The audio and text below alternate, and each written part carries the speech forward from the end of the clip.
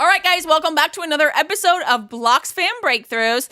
Today's super exciting because this is the first episode where we are going cross-season, okay? So I'm here with Emily Vernon today, and I'm super excited because this is exactly why I freaking am obsessed with the entire BetaBlox program, the Blox experience, everything, because here I am 3 months post filming my season of this, and I'm still making so many connections and having these incredible conversations with people, with like more and more people. And truly, you know, the BetaBlox team does a fantastic job of curating the people that end up being a part of this experience. And we all have, like, you know, it's kind of cliche to say like we all have a common thread, because I think we actually have like 10 or more common threads. But it's just been completely fantastic since I got back. So I'm super excited to talk about separate seasons because I think a lot did change between our seasons, as well as Emily's season is actually airing right now. Their season is about to actually be taken over by season 14, I think, in another week or two. But season 13 broke all kinds of records with views on Facebook and I think on the app, and I'm pretty sure it went to Prime Video. So I'm super excited to like jump. Not yet. Okay. Okay, so forget everything I just said. So anyway, I'm super excited to have this conversation with a fantastic human who I actually have not met because she wasn't part of my season. But, you know, I did see some pictures and she was wearing pink. So I kind of fell in love with her after that. I'm like known as the pink girl from that season, which is so funny. I was labeled pink pants queen.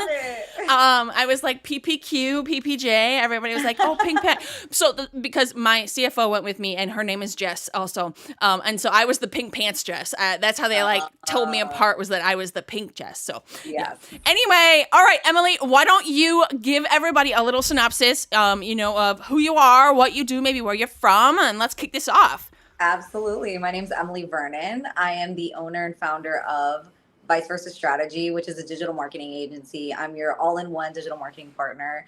I do web development, I manage sites, conversion rate optimizations, as well as retention marketing. So a little bit of everything across anything web. I'm originally from Fort Lauderdale, Florida, but I now reside in LA. I've been in LA for a little over 10 years now. Wow, amazing. Yeah. So did Versa come from your last name? Like was your brand name? No. Let me tell. This is an interesting story. Oh, I want to hear it. I want to hear it. You tell me all about it. Ask me the origin of Vice Versa. So Vice was always my name that I used in college for any project, school thing. I always told myself I wanted to like own a thrift store and it was going to be called Vice. Then Vice actually came out. So I'm like, okay, conflict of interest. Me and a friend of mine were brainstorming. We actually started a business. We both went to school for styling straight out of college, and we were trying to brainstorm a name. I'm like, the name has to have Vice in it.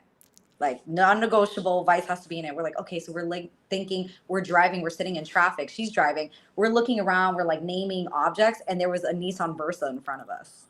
So then I was like, Vice Versa, that's it. And that's the origin of the name, and it's just carried through. I've always used that name, and I'm like, if I ever like have a business, it's going to have that name in it. And I think the V is also significant because of my last name too. Yes. Oh my gosh, that's so cool. And obviously as a branding expert, I'm just like in love with all of that because, you know, like there's the story and it all ties together. Yes. And like, that's like best case scenario right there. Like I absolutely love that. So, how long has Vice Versa been alive? Like when did that birth?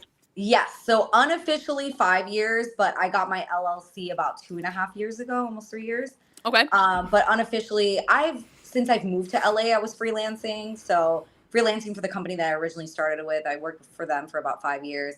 And then I got my first retainer client in 2019, continued with them for about a year. And then 2020 birthed a lot of entrepreneurship. A ton of people started businesses, a lot of former colleagues and friends had been reaching out to me like, hey, you build websites.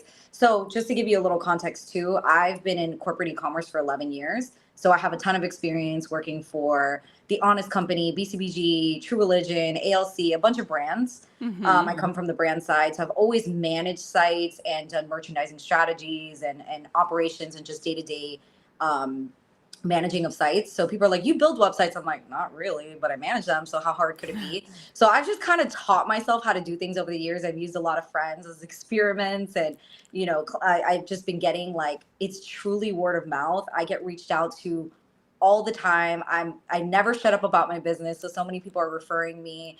And it's just been a word of mouth thing. And I've just been gaining so many clients through either just going to networking events or just meeting people. TheBlox, obviously, definitely got a ton of clients from that. But a lot of it was just word of mouth, like, oh, and then, or I'll post something and people are like, oh, do you work for that brand? I'm like, no, that's my client. And they're like, oh, really? And then you do websites? Oh, okay. And it just kind of like spun into that. And I was like casted into entrepreneurship.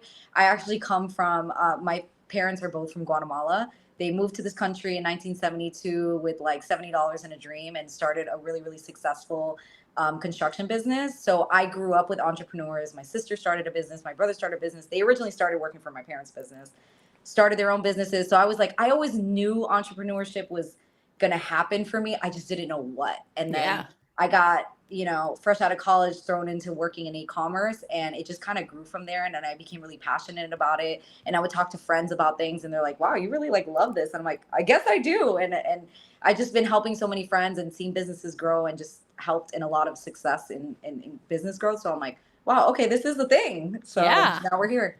Yeah, I think it's so interesting because I think that there are a lot of us that come from, you know, like we grew up in the space, right? It's a different space now, very different space now than it was for our parents. But neither of my parents really had their own business, but my mom's parents had their own business, so she grew up in it her whole life.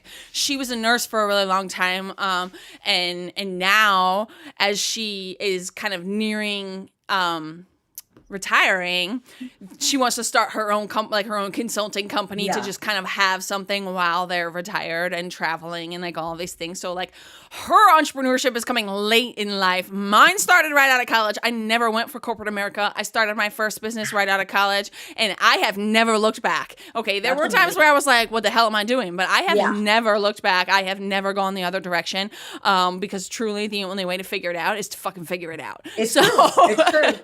It's true. That is what we did. I feel kind of that way where I'm like, okay, well, let's make this official. And then I was working in corporate. Like I said, last year, I told myself, it was probably like March of last year. I was like, you know what? I just was getting all these clients. I'm like, okay, this is like turning into like this, like a real business. Like, let me, you know, not a side hustle anymore. Let me figure this out. I was like, okay, I'm going to give myself 1 year to transition out of corporate. I'm going to save money. I'm going to, you know, do it the right way, if you will. 3 months later, I got laid off from the business I was working for. The universe was like, nope. Oh shit, we have to figure this out now. And then just little by little, I've been, you know, like you said, you just figure it out along the way. I got a sponsored ad like everybody else did for TheBlox. And I was like, what is this? Applied for it, not thinking much. Then I got to the next round and the next round, then the interview. And I was like, oh shit, are they going to pick me to go out? Like, I feel like I don't know what I'm doing, but okay. Look, wait, this was just kind of like a drunken mistake. Hold on. Yes, exactly. I was like, when did I apply for this? Like, I don't remember. I feel like everybody said the same thing. Like, I think I was either drunk or hungover and just randomly, you know? Mm-hmm. So, yeah, I applied. A lot of it had to do with, and I know everyone, like, the more I talk, everyone's like, what the hell are you talking about? But I have this fear of being in front of the camera, which I think is probably gone at this point or has subsided a little bit.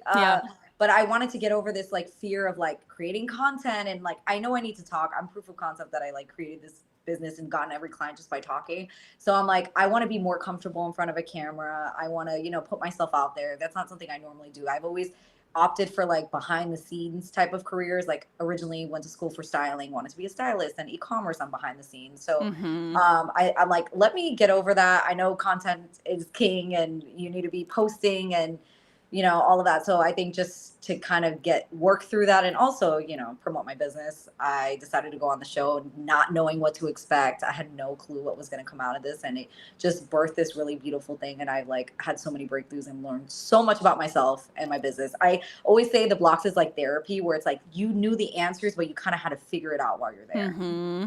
It was kind of like the way I look back at it, and I'm a huge believer in like hindsight being 2020, and that like in the moment you have to just be willing to kind of go through the moment and take it for what it is in the moment, because you don't really know the bigger scheme of things yet. But hindsight is 2020, and I truly believed that TheBlox was like the mirror. Right? Yeah. Because I think a lot of us did know the answers, or, and not everybody. I mean, we all came from different levels of business, right? I've been an entrepreneur for 15 years. I knew a lot of the things, but I wasn't confident in a lot of the things. I was no longer confident that the answers I thought I knew were still relevant or were still applied, or, you know, all of the things. And so, but then there were some people who were pre-launch, and maybe it was their first business, and like it was a very, you know, educationally, like for textbook educationally. But the point of that is that like we're all in a different season of life, business, like we're all different ages, we come from all different places, our businesses are in all different industries. Like it doesn't matter where we are individually, there is something to be learned no matter what. And I loved the way that they had everything set up for that reason, because it very much was like a meet you where you are, take you, you know, kind of where you need to go without having to be specific. And I just like, hindsight for me is always like, damn, like that was so fucking strategic how they did that. Like, wow, you know? I think it's funny because me and you have a lot in common. Obviously, we were both very deep in the marketing world, but you said something else that is probably now off my mind, but you were talking about content creation. So I've been a photographer for 15 years, so I'm very used to being behind the camera. I've been doing video for 3 or 4 years, and I am very used to being behind the camera.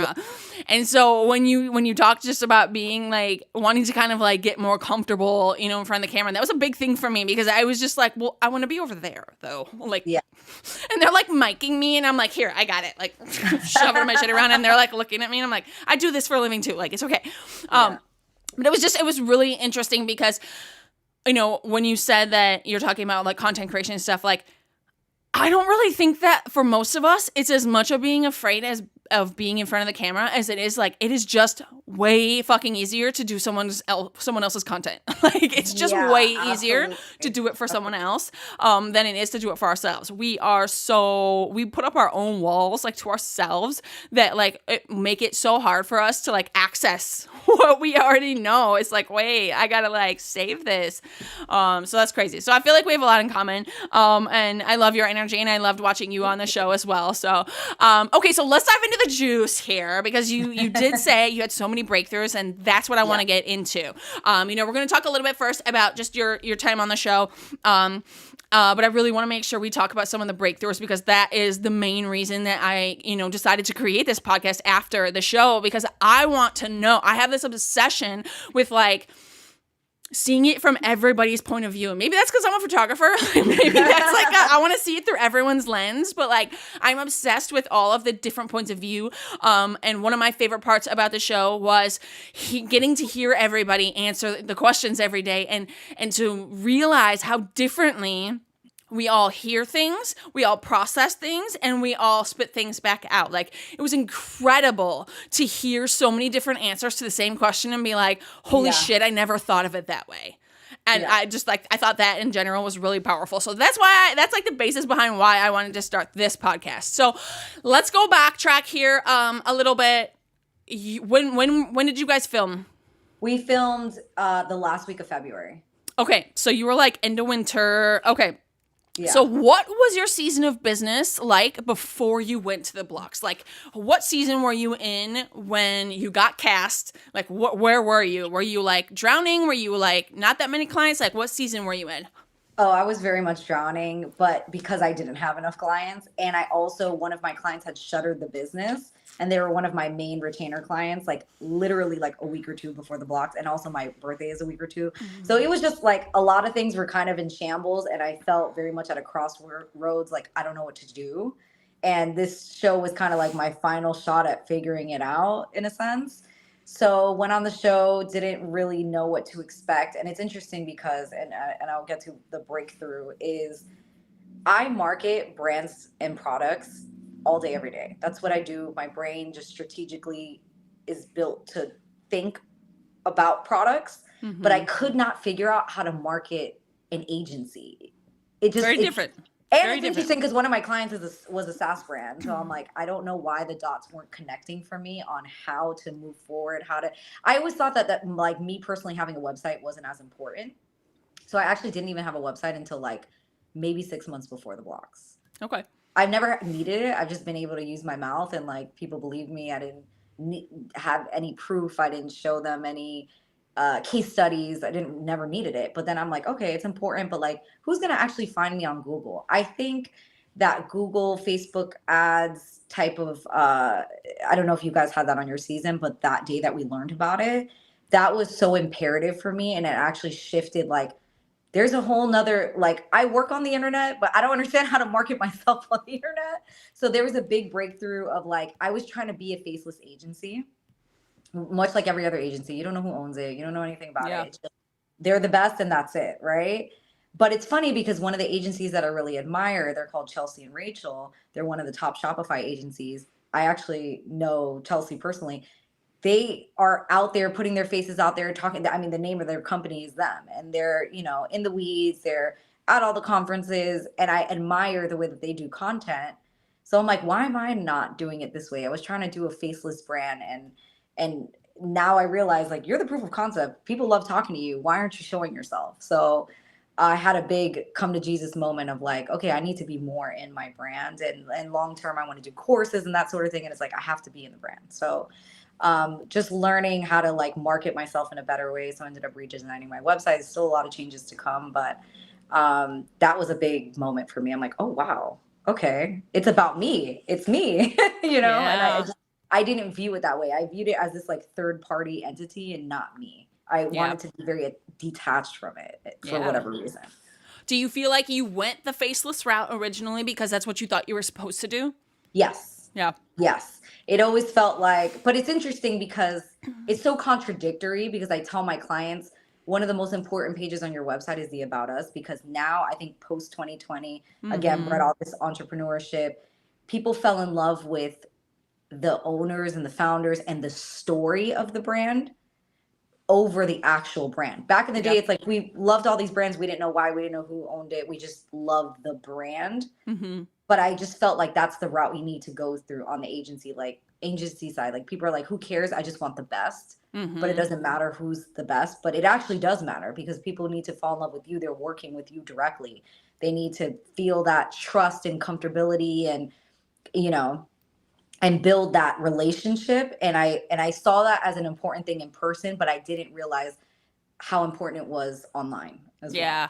Especially in the marketing world, right? Because we as a photographer and videographer, obviously that's a more local service for me. I do travel for it, but that's traveling for it's definitely not my bread and butter. There's not a lot of people who are really willing to just throw a bunch of money to bring me out there.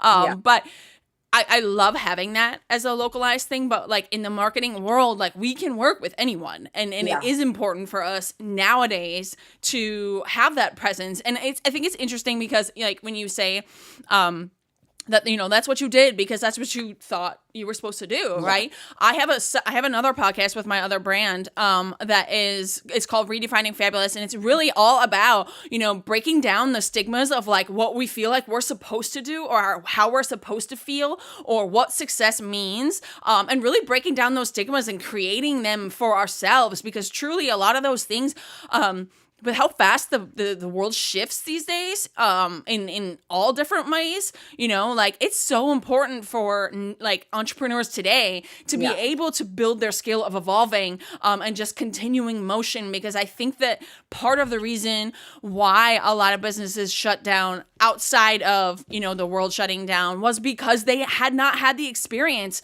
of evolving. They had never been forced to evolve. And if anything, the world shutting down was a slap in the face for the rest of us to be like, this could happen again. I mean, the hurricanes, all of the things, things can happen. You have to be willing to be adaptable. You have to be willing to evolve as a brand.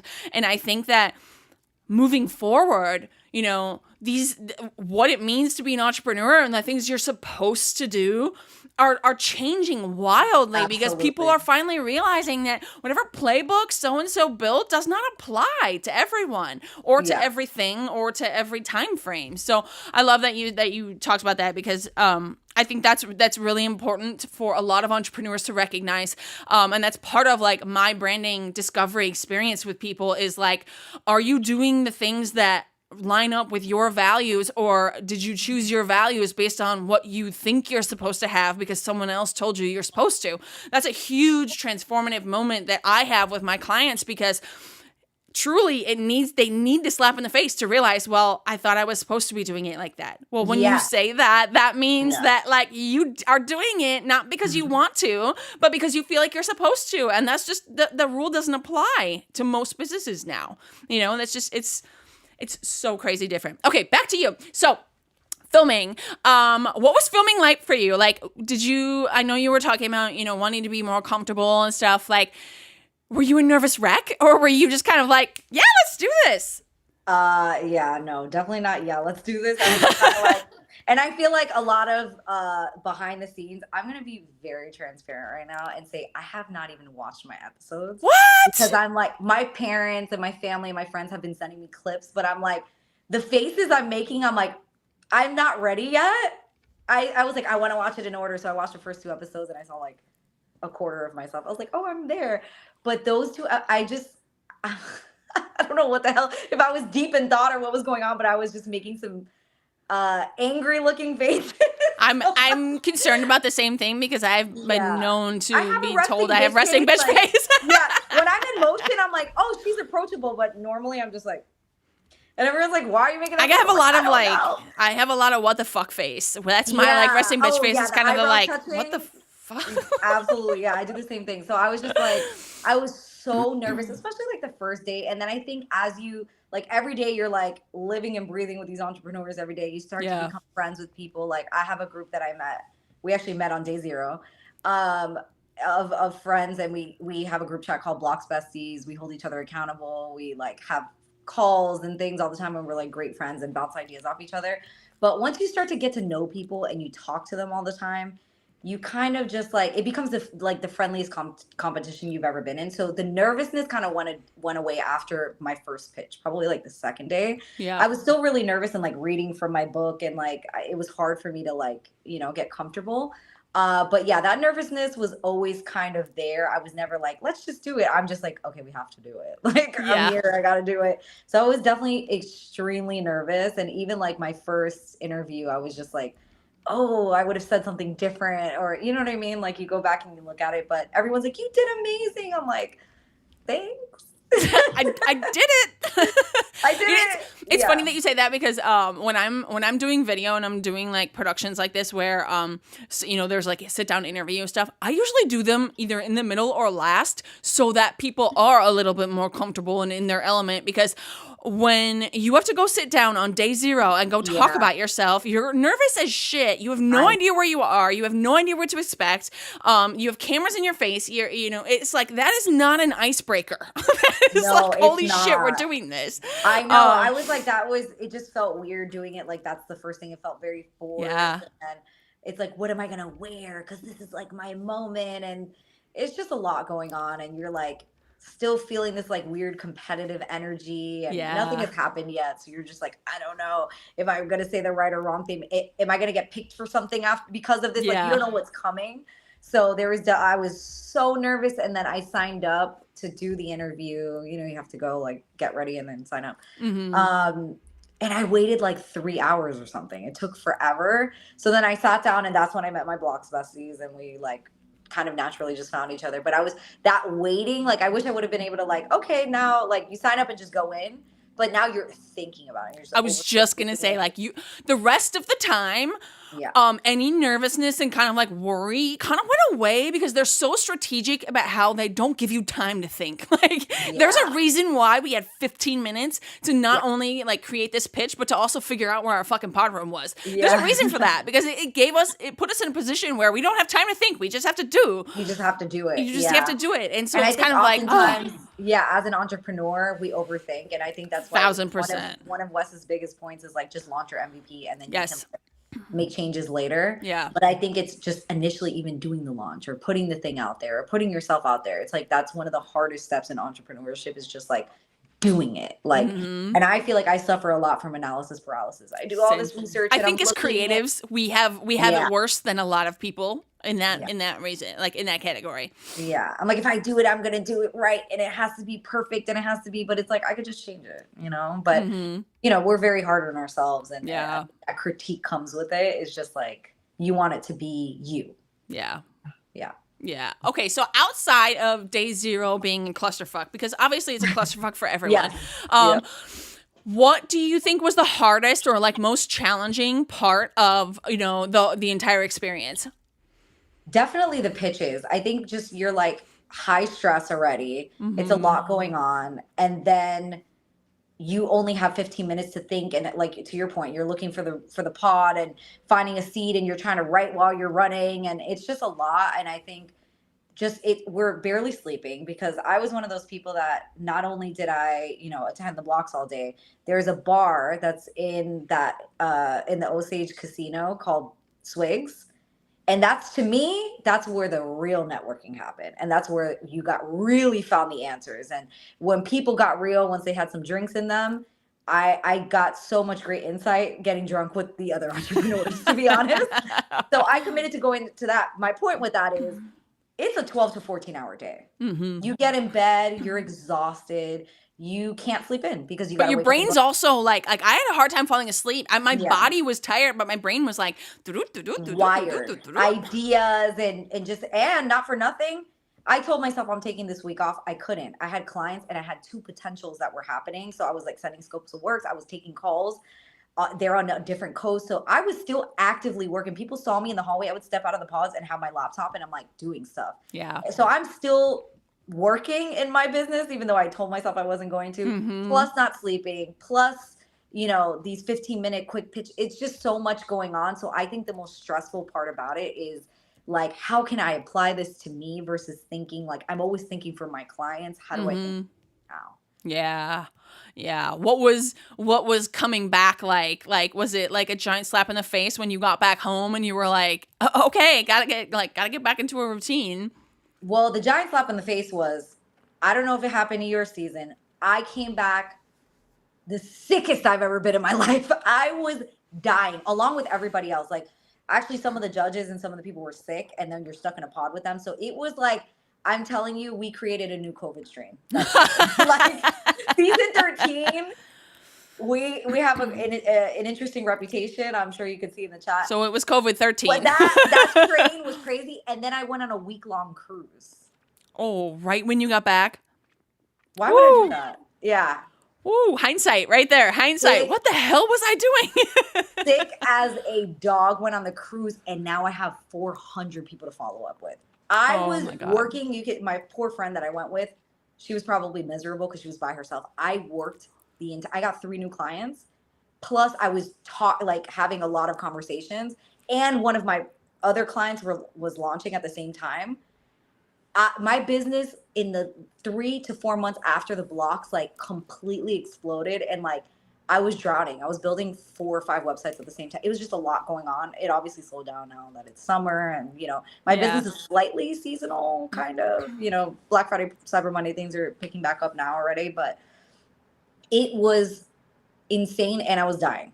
I don't know if COVID went around our season or not, but like I started feeling kind of sick like halfway through. Like I had like really bad like nasal congestion that like whenever I get like sinus pressure right here, it swells and it closes my ear, like closes like my ear holes. And so like I was having such a hard time with the audio in the space because I don't know how it was for your season, but they weren't using the theater speakers. They had like 2 like vertical tall speakers. Oh, that's what they had, yeah. And the way that they were placed and everything, there were so many people talking about how they were like, wait, I didn't hear that. Like, wait.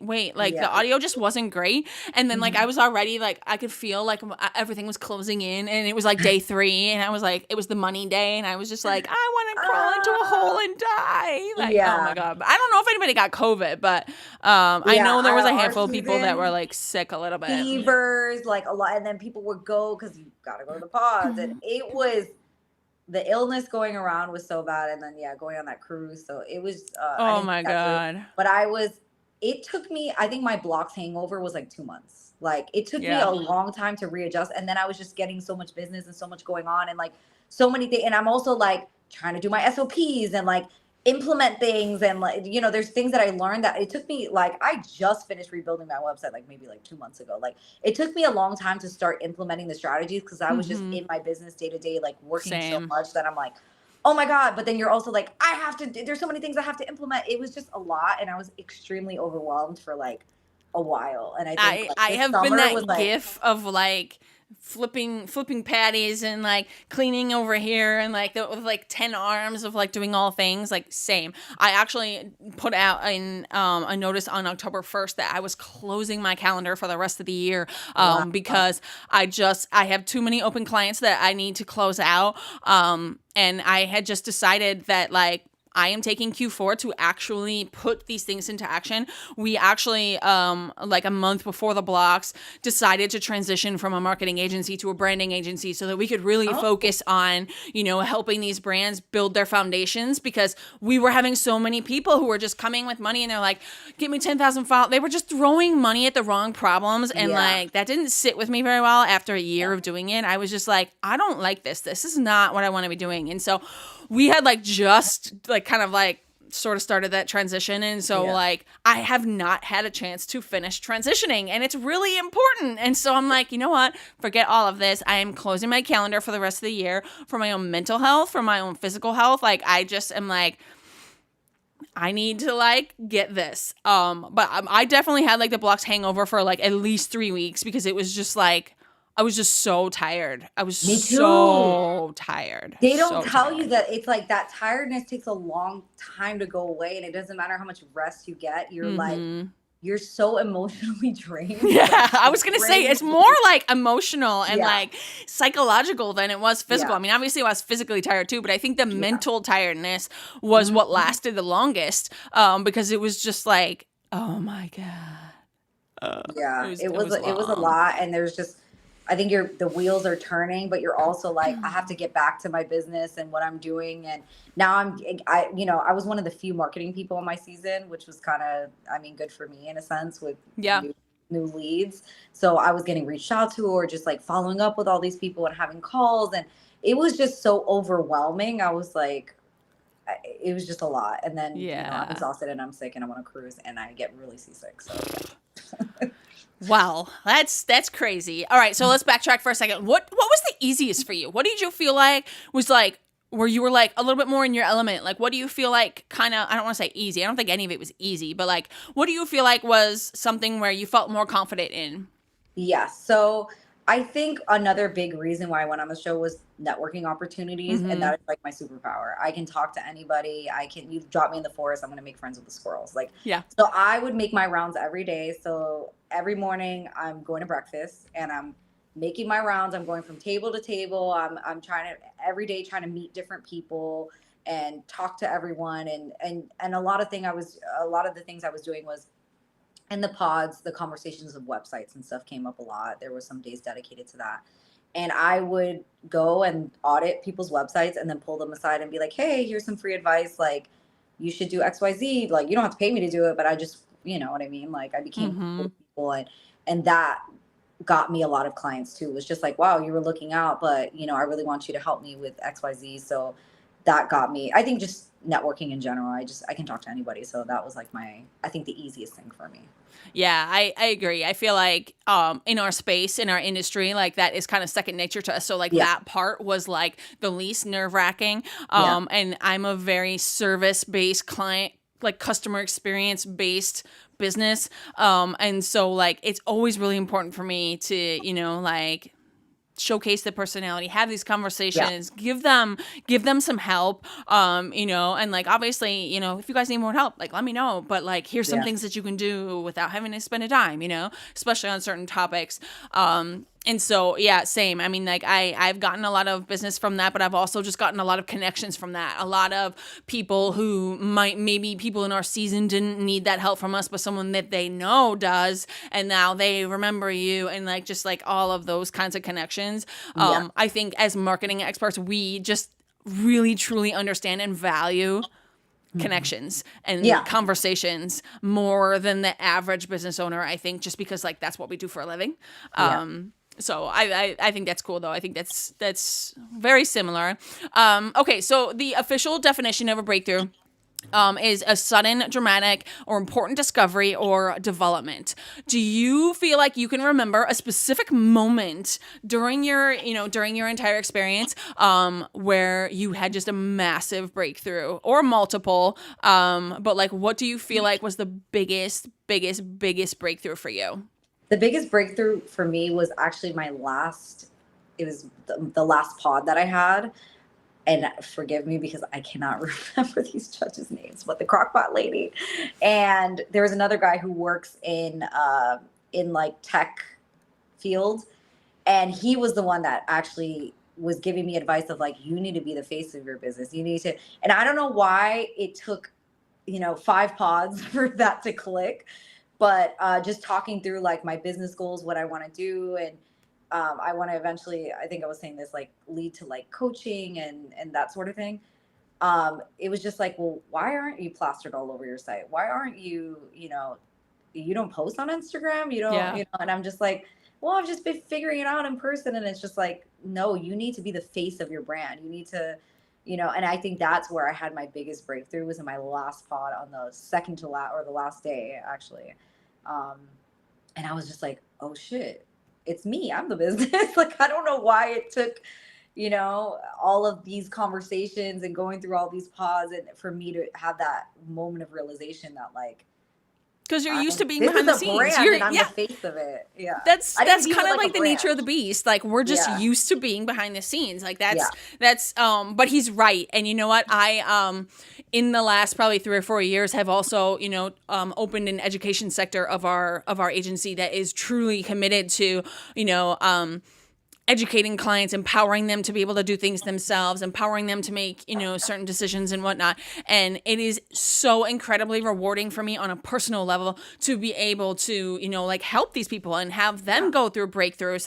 And I have recently also been finally building more of a personal brand behind that because I am the person that they come to. They don't come to the business for the coaching. They come to the person. And so like, girl, you'll fall right into it. Like I can already tell you'll fall right into it. Don't like overthink it too much because it'll happen, Okay, so thinking back to your time on the show, and like everyone that you met and whatever, I imagine at some point down the road, people will be watching this that weren't part of the blocks. They're gonna be like, or they got cast and they haven't gone yet, and they're gonna be like, we're gonna be scaring the shit out of them with all of our information. But for an entrepreneur, who is maybe kind of on the fence or they're kind of, like they're just in a season where they're like ready to throw it in the dumpster, what advice do you have for that entrepreneur? Yeah, there's definitely a lot of things. And I have friends that are starting businesses and I'm like, let me tell you what I wish I would have done. Mm-hmm. So I think one of the most important things to do that I wasn't really aware of, because I am definitely a creative all through and through. I am not the most organized person, and I'm also not the most financially responsible person. We are like the same human. Me and you are literally the same human. So when it came down to tax time, I wanted to kill myself because I'm like, I have not been keeping track. I don't even know how much money I made. Like, it was disastrous, right? So one of the most important things you need to do, get a business credit card. I didn't say rack up the business credit card, but start building your business credit. You can do, what is it called? Trade lines. There's like a couple different things so you can build your business credit. So if you ever end up in a pickle, you have that to fall back on and you can get a line of credit, right? Mm-hmm. That's number one important. Number two, invest in some sort of bookkeeping tool. luckily one of my Blox besties is a bookkeeper, and Kelly Financial Services is the name of her business, and she also became a client. I built her website, but she taught us that you need to be bookkeeping, which we should know better than that. Keep your receipts, keep everything, but there's a couple of tools. One of them that I'm using is called Wave. So I downloaded Wave app. I invoice all my clients in there. I connected my business account. I upload all my receipts. I have my credit cards and things linked to there. So it does like a profit and loss report, all of these things that I'm just like, I don't know anything about that, but it'll keep you organized. So when tax season comes around, you have all your ducks in a row. You don't need to be shuffling through papers and figuring things out. It's a really, really good way to keep all of your bookkeeping in one place if you're not in a place that you can afford a bookkeeper. Another thing is, again, not the most organized. I actually have random pieces of paper with things written on it. Like, this is what I do. The ADD. I'm just not going to show you my desk. Yeah, I have notes, but then I also have like stickies on my like MacBook calendar, or like in the desktop. I have like I put notes in like 50 places, and I'm like, wait, what? So in an effort to be very organized, I am using the project management tool or task management tool called Monday.com. There's a few different ones, Trello and a couple others. And once you build a team, you can assign tasks to people. But I have all my clients in there, all of the tasks that I'm doing. I created my own like little calendar, how I'm tracking towards XYZ, what's missing. They have a CRM tool as well. So I have the CRM version. I have all of my leads in there. Are they hot? Are they cold? Have I talked to them? Have I sent them a scope of work? Which ones became clients? That's a great way to just keep everything organized, because a thing that I was not doing well was keeping track of my leads. And I would talk to people, and then it was just like, end the conversation and move on to the next thing. But you never know where they are in their business now. You can reach out and and my follow up is not the best with that. So that's been helping me, keeping me honest and being able to keep track of clients, where I'm at with them.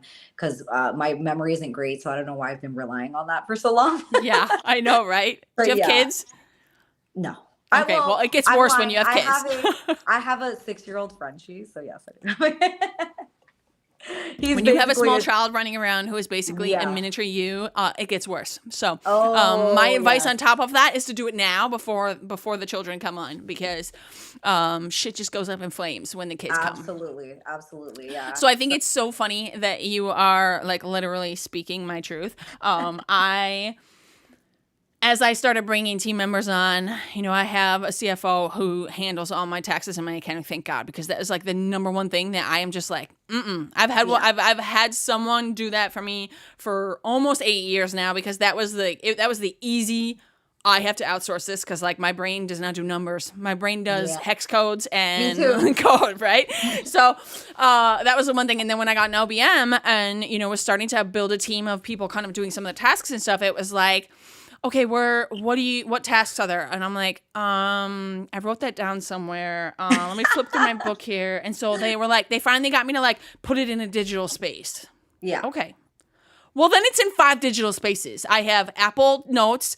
I have Asana. Yes. I have Google Tasks. I have Google Docs. I have Google Sheets. I still have a Rocketbook that I like write and then like scan it. But like, who the fuck knows where? I don't know. You told me to write it down, so I did. Yeah, exactly. It's somewhere. I'll find it at some point, but it's somewhere. But I know I'm a scatterbrain, and it's been like a huge challenge and learning curve on getting honest, especially because I'm a solopreneur. Yeah. So a lot of things that I learn on the blocks is because I'm like, I'm trying to hoard all the wealth. I'm trying to do everything myself. Yeah, right. But I learned it's like they ask you, like, make a list of the things that you do well, make a list of the things you hate doing. Okay, those are the things that you need to pass off.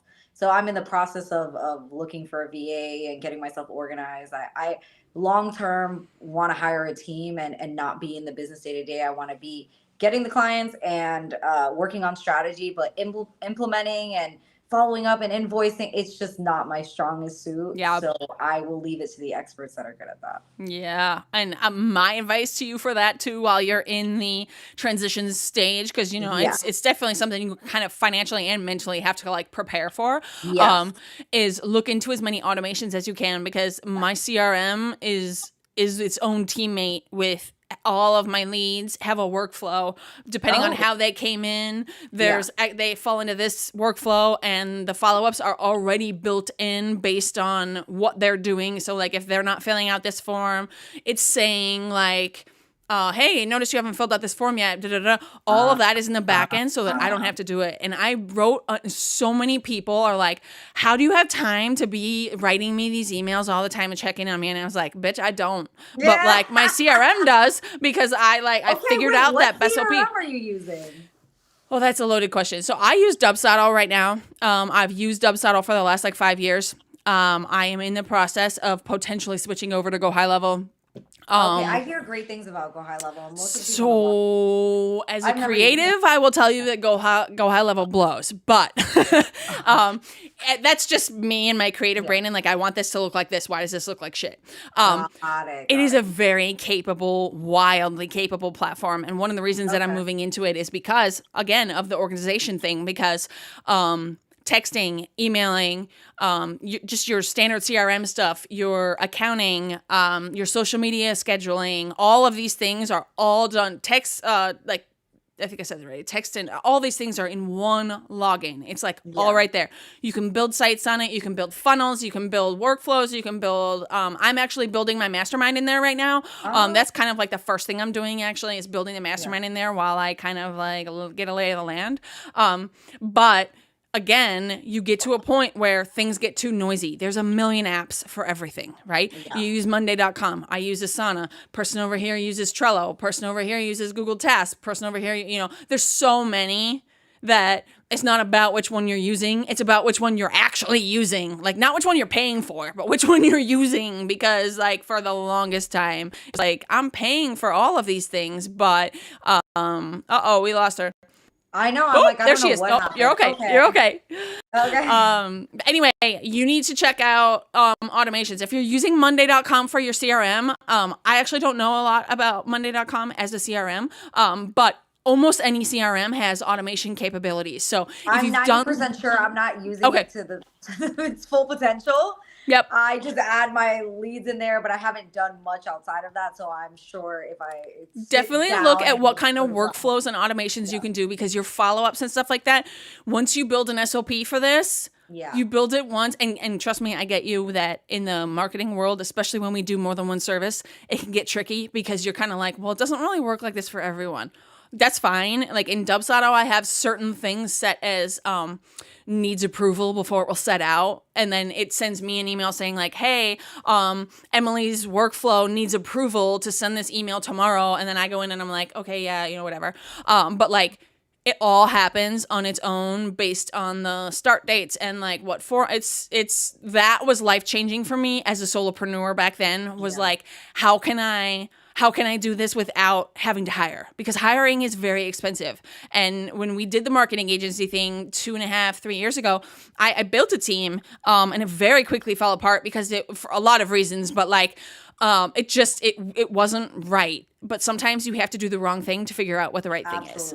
So, yeah. Anyway, okay, so let's kind of wrap this up a little bit here. I love to do rapid fire at the end of these conversations because I think it's really fun to just kind of like get to know people on like a little bit different of a level. So, I'm gonna pick like random 3 questions here. All right. So, what is your favorite way to unwind after a long ass day of code and hex codes and? Yes, doom scroll. I love doom scrolling. I love Twitter. I'm new on TikTok, so I don't really use the ticker talk that much, but just doom scroll a little bit. Yeah, another thing that I've really been, 2 things actually that I've been doing that it's like part of my routine now is Duolingo. I'm learning French. I have a lot of French friends, so I make sure I do my Duolingo every day. And then another thing I've been doing is I am so ADD that reading is very hard for me, but I have my book typically on my pillow, but it's on my nightstand right now. Because Atomic Habits taught me that you have to put it on your pillow or you can't go to bed. So every day I commit to reading, even if it's 1 page, I need to read. This is a book that I've started and gotten halfway through and then restarted it. And I'm like, I just want to finish it and just continue. I have a ton of other books that I want to read. So reading is definitely one of the things that I do to wind down. And like yesterday I went to Not Scary Farm I like spooky stuff. Okay. So I went for their version of like Halloween Horror Nights. We had a long day. I have a friend that came in town, and I came home, took a shower, went right to my book. I was like, let me read a couple pages before I go to bed. Because if I skip one day, that's it. It all goes downhill from there. So, yeah. And that's an unfortunate lesson that we all learn, like every couple months, right? Yes. I have the book. It's really pretty. It's on my shelf right over here. Oh, it's gone with me on. I've been on like probably 6 trips this year. It's gone with me on every trip, and it's always there, and it's staring at me. I was gonna say, is it always there, or does it always get opened and read also? It's present, but I'm not always reading it. So I've been like trying to implement better habits, and that being one of them. And also my other guilty pleasure is 90 Day Fiance. Yeah. This isn't about me. This is about you. But because we're on this topic, I have to ask you this question because I feel like we're so alike as it is. Do you, and I don't mean this in the like metaphoric way where, you judge a book by its cover or whatever. Like, are you the type of person that like buys things because they're pretty and you don't even really care what's inside? Yeah. I'm very big on branding. Ooh. So like, I love it. See, I would have bought that. So Jamie Lima's book is completely holographic. So like, obviously I had to have that. Yeah. Big Magic is like all kinds of pretty pink and blue, and like obviously had to have that. Untamed. Also all of the vibes, right? If anything, this is probably the least vibey book for me, but I have always, like you said, started it. I'm listening to the audio version of Atomic Habits. Ooh, okay. So I listen to podcasts like nonstop. I don't like, it's either a little bit of music, but mainly podcasts or audiobook. So I try to supplement. If I'm not listening to a podcast, I need to be listening to an audiobook, and I've been listening to Atomic Habits. Ooh, yeah. I do listen to a lot of podcasts, so I probably could. Like, I listen to Girl Stop Apologizing, Girl Wash Your Face, Rachel Hollis's old books. Okay. Whenever I had to drive back and forth to Indianapolis when I had a second office in Indianapolis. But I don't drive as much anymore, so like it just kind of like fell off the. Yeah, when I'm working, I always have to have like some sort of noise in the background. Same. And if I'm reading, are we literally like sisters from another mister? Because I'm like, telling you, dude, same. I cannot have silence. It is like, no, it's loud. It's deafening. It's loud. Yeah, so I say that all the time. If I'm reading like emails or I'm writing something, I can only do music.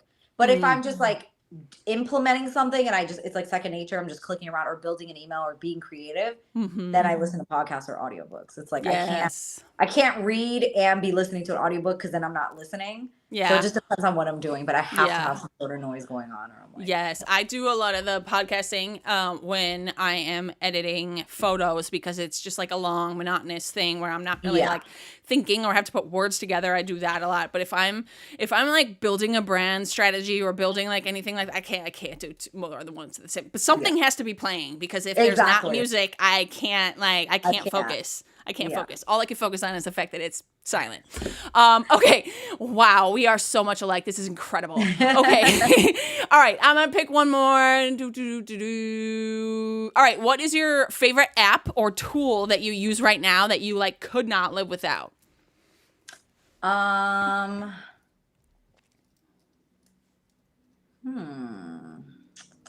That is a tough one. I would say, I guess, like, because I use Monday so much, or Google Drive, because all of my stuff lives in there. I have all these organized folders for all my clients. I have everything lives in my Google Drive. So Google Drive. Okay. I found somewhere we're different. A lot of stuff lives in Google Drive, but it's not organized. There are no folders. It's all just thrown in there. Oh, no. That's the one thing that I'm like, I can't have chaos in there. I have to like organize it. Oh, but don't worry. I use Dropbox also. So when it's a matter of finding things, it's more of like opening Finder and searching for it and figuring out where it is. But here's the thing with the search. I name things like weird sometimes. And I'm like, why would I even name it that? If I'm not gonna search that's a good point. That's a good point. So today I was actually looking for something and I was like, what did I name that thing? So I went to the folder and I found it. So. Man, okay, we finally found something that we're slightly different about. So, okay, it turns out we're not the same human. I'm not actually talking to myself here for an hour. So, okay, Emily, this was amazing. I'm so glad I got to meet you, even though you were not in my season. This is so awesome. Thank you so much for coming on here, doing this little cross-season vibe here. I love this. I feel like a lot of my people are going to vibe with you also, because obviously they vibe with me. So how can some of the listeners find you? What's the best way for someone to find you and connect with you? Yes. So I would say the two best ways is Instagram. You can find me. My handle is Vice Versa Strategy. Or on LinkedIn. I also have a business page, Vice Versa Strategy. But if you want to follow me on LinkedIn, it's just Emily Vernon, V as in Victor, ERNON. Awesome. I'll make sure the links are in the show notes or whatever it is on YouTube. The description, everything's got a different name for it. So is there any lead magnets or any, resources that you want to kind of lead anybody towards? Yeah, if you go to my website, I have an amazing blog. So if you want to learn more about all things digital, you want to learn, hey, is this the best time to redesign my site? Is this, learn about email campaigns? Definitely check me out at www.viceversastrategy.com. Amazing. All right, you guys, I will link all of that stuff in the show notes for you so that you have easy access to that. Again, Emily, thank you so much for spending an hour-ish with me today to chat about all this stuff. This stuff is amazing. I'm sure I will be chatting with you soon because it's hard not to chat with ourselves, right? So, all right, thank you so